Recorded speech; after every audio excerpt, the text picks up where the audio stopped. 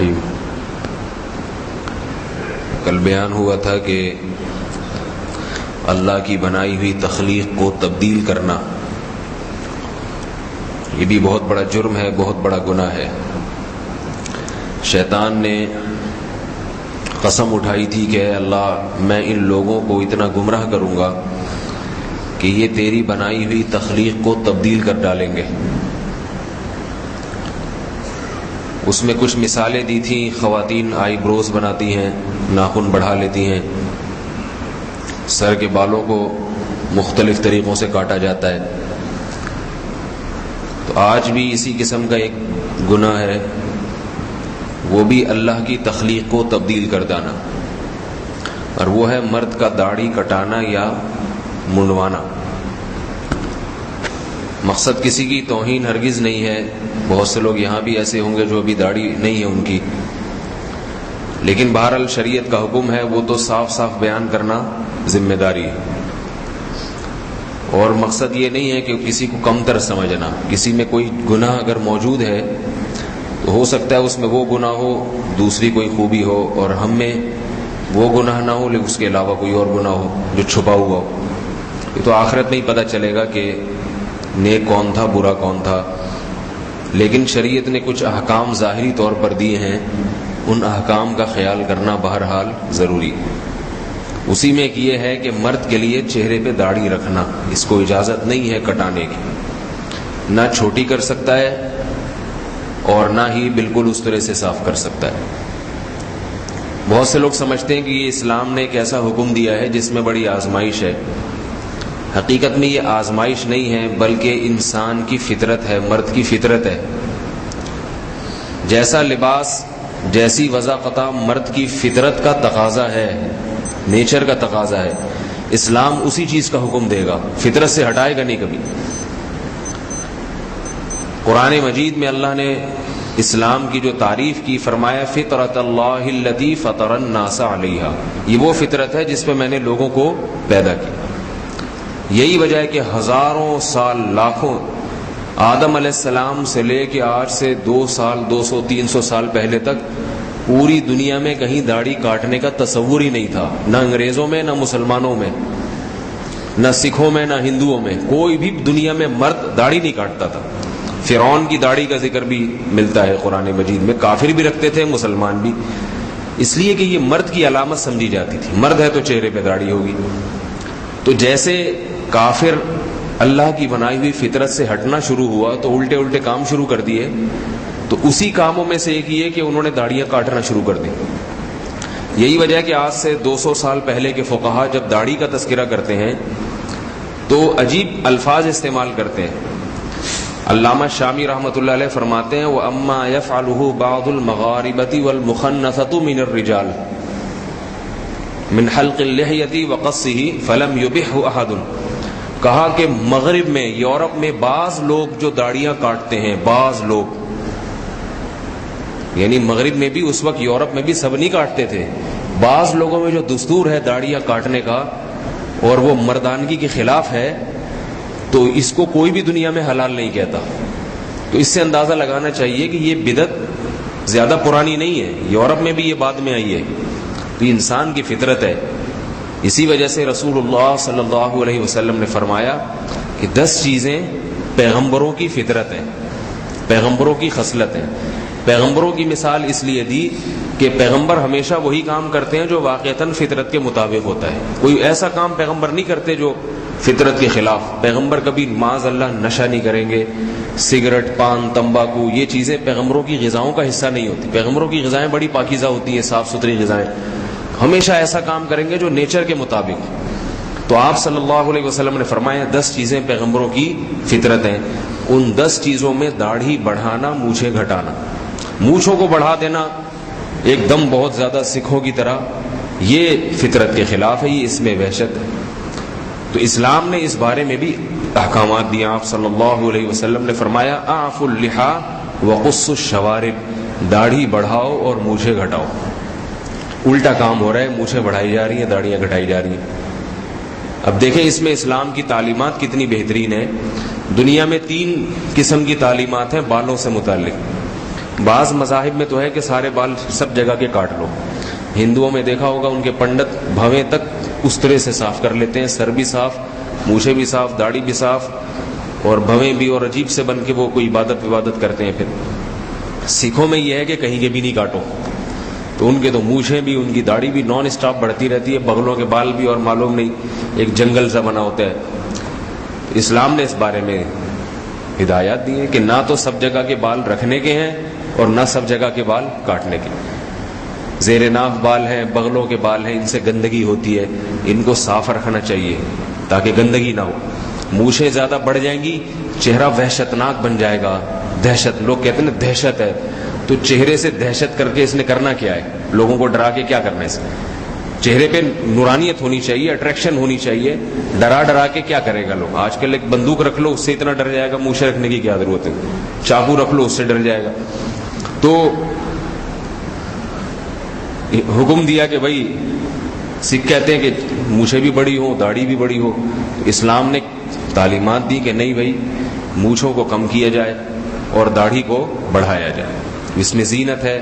کوئی پیغمبر دنیا میں ایسا نہیں ہے جس کو اللہ نے بغیر داڑھی کے بھیجا ہو. اس میں مرد کی خوبصورتی ہے, مرد کے لیے حسن ہے.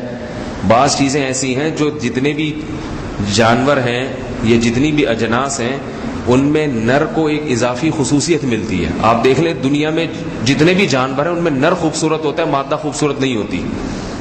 نر پہ روب ہوتا ہے, مادہ پہ نہیں ہوتا. مور دیکھ لیں, مور میں نر کتنا خوبصورت ہوتا ہے. وہ کیوں خوبصورت ہوتا ہے؟ اپنے بالوں کی وجہ سے, اپنے پروں کی وجہ سے.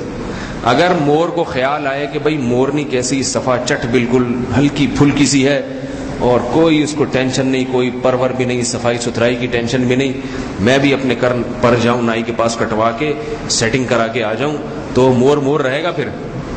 بتائیں بھائی, نہیں رہے گا. اس کی دہشت ختم. مرغا مرغی میں کون زیادہ خوبصورت ہوتا ہے؟ بولیں گے آپ لوگ تو میں سمجھوں گا نا, سمجھ میں آ رہی ہے بات. مرغا اپنے بالوں سے, پروں سے خوبصورت ہوتا ہے. اس کے جو پر ہے نا, اس کی جو کلغی ہے, اس کا جو تاج ہے, اور پھر بڑے بڑے پر ہیں, اس سے مرغے میں حسن اور خوبصورتی پیدا ہوتی ہے. سمجھ میں آ رہی ہے نا بات. بکری اور بکرا میں بکرا زیادہ خوبصورت ہوتا ہے. اس کی گردن پہ بھی بڑے بڑے بال ہوتے ہیں اور جھالر بھی لٹک رہی ہوتی ہے اس کی. بکری بیچاری لگ رہا ہوتا ہے کہ یہ بکری ہے, اس میں وہ دہشت نہیں ہوتی. اسی طرح شیر میں دیکھ لیں آپ, نر شیر جو ہے نا, ببر شیر جسے کہتے ہیں, اس کے بال ہوتے ہیں بڑے بڑے, چہرہ بالوں سے ڈھکا ہوا ہوتا ہے. شیرنی بیچاری صاف ستھری ہوتی ہے, اس کے بال نہیں ہوتے. خوبصورتی اور جمال شیر میں ہے, شیرنی میں نہیں. اب شیر کو کسی دن خیال آئے کہ یار یہ شیرنی دیکھو ایسی گول مٹول سی بالکل صفا چٹ, میں بھی جاتا ہوں نائی سے مشین پھروا کے آ جاتا ہوں, اور مشین پھروا کے آ جائے تو شیر کی وہ دہشت کیا ہو جائے گی؟ بولے بھائی, ختم ہو جائے گی. وہ شیر نہیں رہے گا پھر وہ. تو بہت ساری اس کی مثالیں ہیں, بہت ساری مثالیں. یہی حال انسانوں کا ہے. مرد کو اللہ نے عورت سے زیادہ خوبصورت بنایا ہے. مرد کو اللہ نے عورت سے زیادہ, یہ تو عورتیں اچھی لگتی ہمیں اس لیے ہیں کہ وہ ایک اللہ نے ایک سسٹم بنایا ہوا ہے, نظام, شادی کرے پھر اولاد ہو, ورنہ حقیقت میں دیکھا جائے تو حسن و جمال اللہ نے مردوں میں زیادہ رکھا ہے. عورت میں کم ہے, مردوں میں زیادہ ہے. تو مردوں کی آواز زیادہ خوبصورت ہوتی ہے, مردوں کی چال میں ایک وجاہت ہوتی ہے, مرد کی آواز میں وجاہت, اس کے حوصلے میں اور اس کے جذبات میں, ہر چیز میں اللہ نے مرد کو عورت پہ فوقیت دی ہے. تو اسی طرح اللہ نے مرد کے چہرے پہ بال پیدا کر کے اس کے چہرے پہ نورانیت پیدا کی ہے اور اس کو روب اور وجاہت دی ہے. اب وہ یہ کرتا ہے کہ نہیں جی, جیسے لیڈیز ہیں وہ ایسے صاف ستھرا چہرہ ہو, میں بھی جاؤں گا. دولہوں کو دیکھیں آپ, بیوٹی پارلر میں جا کے پتہ نہیں تھریڈنگ کروا رہے ہیں اپنے, اور کیسے عجیب سے چکنا سا منہ ہو کے باہر نکلتے ہیں. جب وہ لپائی پوتائی کر کے نکلتا ہے نا دولہا باہر, سی نحوست ٹپک رہی ہوتی ہے اس کے چہرے پہ, کہیں سے بھی اچھا نہیں لگ رہا ہو. دولہوں کو دیکھیں آپ جا کے بیوٹی پارلر میں, بالکل ایسے تھریڈنگ کروا کے چہرے کے بال بھی نوچتے ہیں, اور وہ سمجھ رہا ہوتا ہے میں خوبصورت. حالانکہ اس میں اور دلہن میں کوئی فرق نہیں رہتا. دلہن جیسا بھی خوبصورت لگے نا تو کوئی سمجھ میں آ رہا ہے, ویسا تو بن نہیں سکتا کیونکہ ہے تو بہرحال آدمی, تو نہ وہ ادھر کا رہتا ہے نہ ادھر کا رہتا ہے, وہ درمیان کی کوئی چیز بن جاتا ہے.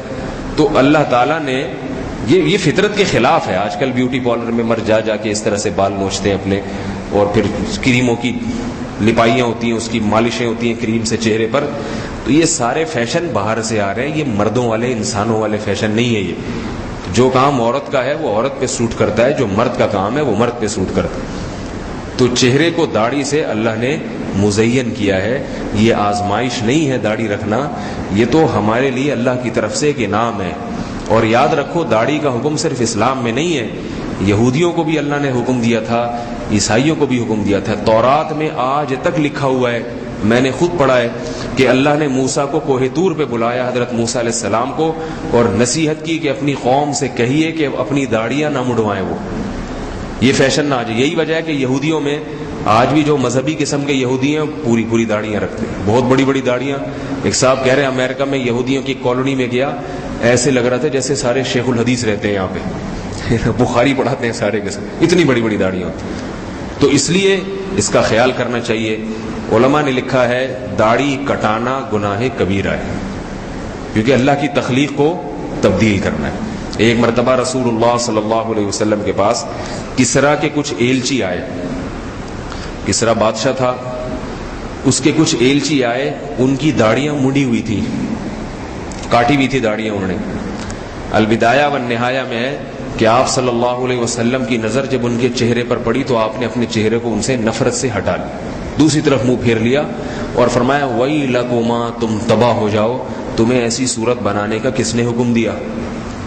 تو انہوں نے کہا کہ ہم کو ہمارے رب کسرا نے حکم دیا اس کا. تو آپ صلی اللہ علیہ وسلم نے فرمایا کہ مگر مجھے میرے رب نے حکم دیا ہے کہ میں داڑھی بڑھاؤں اور مونچھوں کو گھٹاؤں.